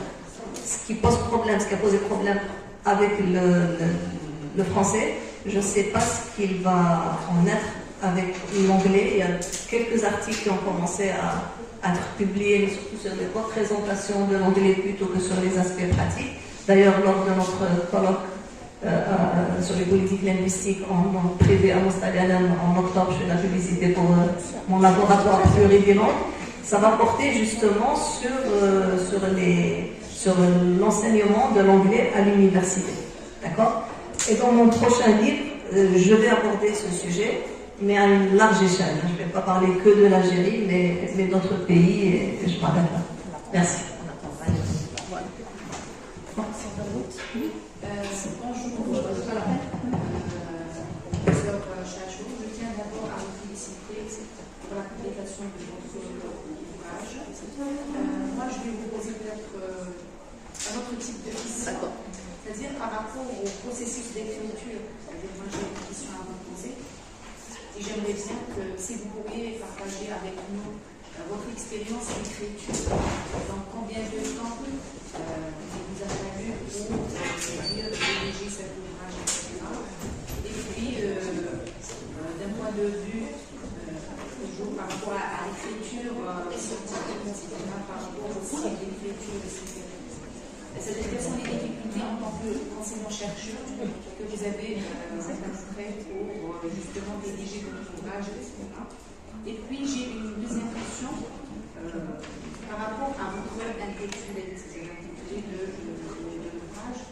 Pourquoi avez-vous choisi introduction à l'histoire en Algérie? Parce que vous auriez pu choisir un autre titre, par exemple, tout simplement Histoire des langues en Algérie. Pourquoi le mot introduction? Voilà. Je vous remercie. S'il n'y a pas d'autres questions, ça sera peut-être la dernière question. Il est 12h20. Si on peut libérer peut-être les étudiants qui ont des cours. Donc s'il n'y a pas d'autres questions, ça tombe très bien parce qu'on a eu des questions sur le contenu maintenant sur le contenant et sur la façon d'écrire. Donc ça sera la dernière question. Pardon, il y a une autre question? D'accord. Voilà. Décidément, on ne va pas finir avec une question facile. Je ne sais pas. Elle est facile? D'accord. Alors, merci beaucoup pour votre question et pour vos encouragements, d'ailleurs à toutes et à tous. Oui, le processus d'écriture, c'est parce que Hasnaï m'appelle tous les jours pour me dire non, je plaisante. Il faut que le livre sorte. Non, c'est pas ça. Mais oui, l'écriture, vous savez, il faut être passionné par l'écriture et par les livres. Et il faut aimer faire des livres pour faire je fais de la poésie aussi. J'ai 2 recueils de poésie. un troisième en préparation. Mais c'est, voilà, je suis animée par l'amour du livre, par l'amour de l'écriture, par l'amour de la recherche, de la documentation aussi. Et quand j'écris, j'apprends. J'apprends beaucoup. Et tout ce que j'ai écrit ici, c'est des choses que je ne savais pas auparavant. Je ne savais pas 80-70% de ce qui est écrit dans ce livre, je ne savais pas avant d'écrire ce livre. Et donc pour moi, je fais de la recherche et je la partage à travers l'écriture. Donc c'est vraiment ça. Je n'écris pas ce que je sais, ce que je pense. J'ai des hypothèses, j'ai des pistes, j'ai des questions. Et à partir de ces questions, j'écris pour apprendre et pour partager ensuite avec le lecteur. C'est vraiment une aventure pour moi. Et c'est toujours des aventures très très intéressantes où je découvre plein de choses, etc. Donc l'écriture de mes livres, ça dure environ 2 ans. 2 années. En moyenne, c'est 2 ans. Entre-temps, je lance des appels à travail. Oui. Entre-temps, je fais des appels à contribution aussi pour des ouvrages collectifs. Donc voilà, si vous regardez l'année de publication, les années de publication de mes ouvrages, c'est en moyenne entre 2, 3 ans, etc. 2013, 2016, 2018, 2020, 2023, 2021, 2025. 2025. Non, 2025. Le nôtre, c'est en 2025. Et il a été lancé en 2021, 22. Oui, c'est ça. Et puis un prochain qui est prévu peut-être dans 2 ans, voilà, qui est en préparation, que j'ai déjà entamé et qui va me prendre 2 ou 3 ans, je ne sais pas. À chaque fois, je me dis, je vais arrêter les communications, je vais arrêter les colloques, je vais arrêter les articles. C'est vrai que je n'écris pas beaucoup d'articles, mais quand même, j'ai 2 articles. Voilà. Mais je peux faire plus d'articles et arrêter l'écriture des ouvrages. Mais voilà. La bénédiction. Voilà. Mais je le fais, c'est-à-dire avec passion. Quand j'ai le temps, là, j'ai cessé d'écrire depuis peut-être 1 mois parce que j'avais beaucoup de choses à faire. Mais dès que je me libère, je recommence, je reprends le fil. C'est un peu comme une thèse de doctorat. C'est-à-dire, on ne perd pas de... Merci de quoi je parle. Je ne perds pas le fil de mes idées et puis j'ai toujours dans un coin de ma tête un livre. Vous avez raison. Voilà, ça... Mais de façon positive, hein, sans stress, c'est un stress positif, on va dire. Donc voilà, c'est ça pour l'écriture. Après le style, j'écris, je me relis et je donne mes écrits à lire toujours. Tout ce qui relève des trucs de spécialité, je les donne à des spécialistes. Récemment, pour mon dernier ouvrage, j'ai contacté un paléontologue qui travaille sur le néolithique de l'Afrique du Nord. Je lui ai soumis ce que j'ai écrit, il m'a fait des remarques et je lui ai dit que je vais résumer le néolithique en Afrique en 2 pages. Il m'a dit bravo, bon courage pour résumer le néolithique en 2 pages. Bon, j'ai perçu ça comme étant comme de l'ironie, mais voilà, je vais lancer le défi, comme j'ai relevé le défi et je vais essayer, sinon je vais ajouter quelques pages quand même. D'accord? Donc je consulte des spécialistes pour me relire, mais aussi des collègues en sciences du langage. La dernière fois, c'était Zakaria Richelieu et Karim Ouadas, qui sont des amis aussi, à qui je donne. La prochaine fois, ce sera Camilla pour ne pas encombrer mes collègues et d'autres personnes pour relire, pour vérifier les erreurs, pour avoir des suggestions, mais surtout pour aussi... Concernant le titre, c'est Karim Ouadas qui m'a proposé Introduction à l'histoire des langues en Algérie, parce que j'avais mis Histoire des langues en Algérie au départ. Après, comme il a vu que dans l'introduction, j'étais très prudente par rapport que je ne vais pas tout aborder, etc., il m'a dit pourquoi pas une histoire des langues en Algérie ou introduction à l'histoire, donc j'ai préféré Introduction à l'histoire des langues en Algérie. Donc c'est toujours sur le conseil des... Et aussi, l'éditeur, il a aussi un regard prudent sur le livre et parfois il y a des choses qui nous échappent et que lui, il détecte. D'ailleurs, ça a été le cas dans le dernier ouvrage où il a relevé des choses qui ont été corrigées, etc. Il y a une histoire derrière, une histoire de bons souvenirs et puis voilà, c'est toujours intéressant et c'est toujours passionnant. Je vous le dis, je vis ça vraiment comme une aventure, comme une expérience, etc. Merci beaucoup. Dernière question.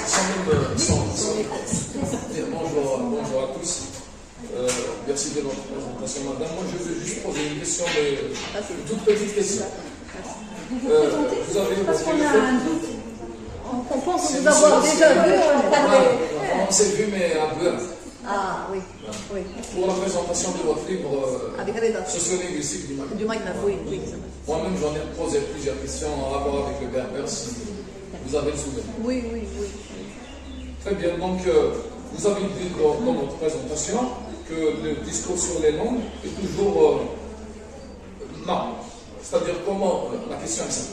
Comment peut-on dépassionner les débats sur un sujet aussi passionnant que les langues et l'histoire des langues en Algérie?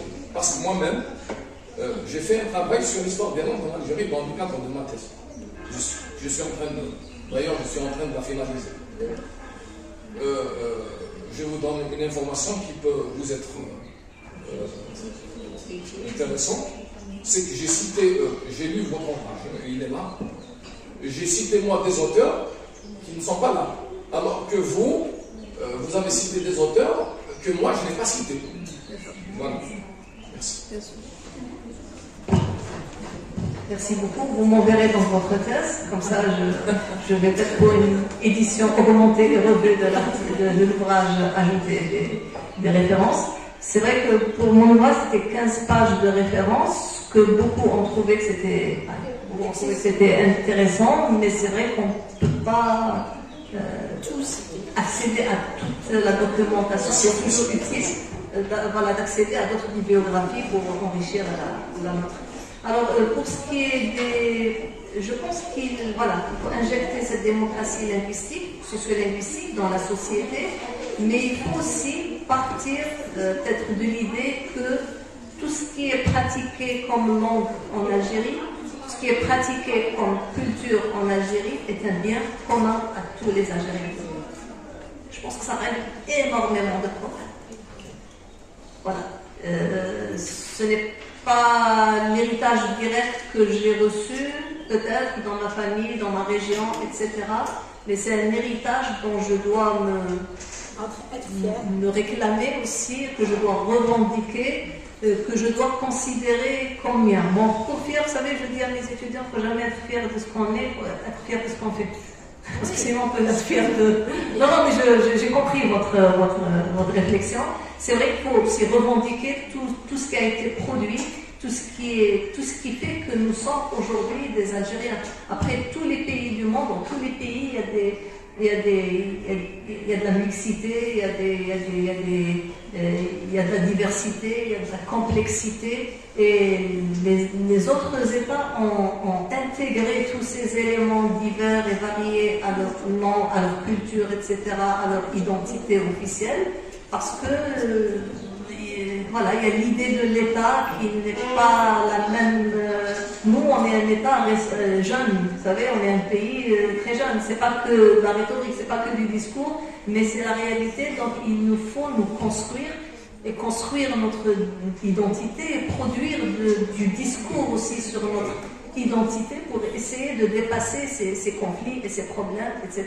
Et il faut cesser peut-être aussi d'instrumentaliser ces divisions, parce que dans tous les pays du monde, on utilise des différences pour diviser, et il se trouve que les différences chez nous portent essentiellement sur les langues et les cultures, mais ce sont des différences très dangereuses à manipuler, et c'est pour ça qu'on essaie aussi, à travers nos écrits, de mettre en garde et les officiels, et les académiciens, et tout le monde, on va dire les citoyens, sur ces discours de la division, sur ces discours de la haine, sur ces discours qui peuvent s'avérer vraiment très très dangereux. Et je pense qu'il y a un travail à faire avec nos étudiants au quotidien, mais aussi à travers nos rencontres et nos travaux. Voilà, merci beaucoup.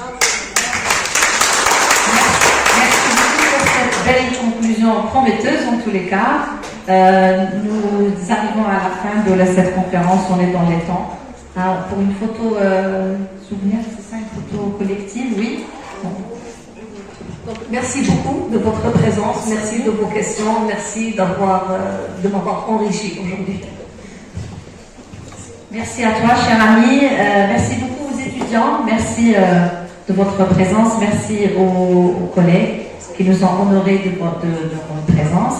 Il y aura, il y a des exemplaires pour quelques exemplaires. L'auteur a ramené quelques exemplaires pour vous.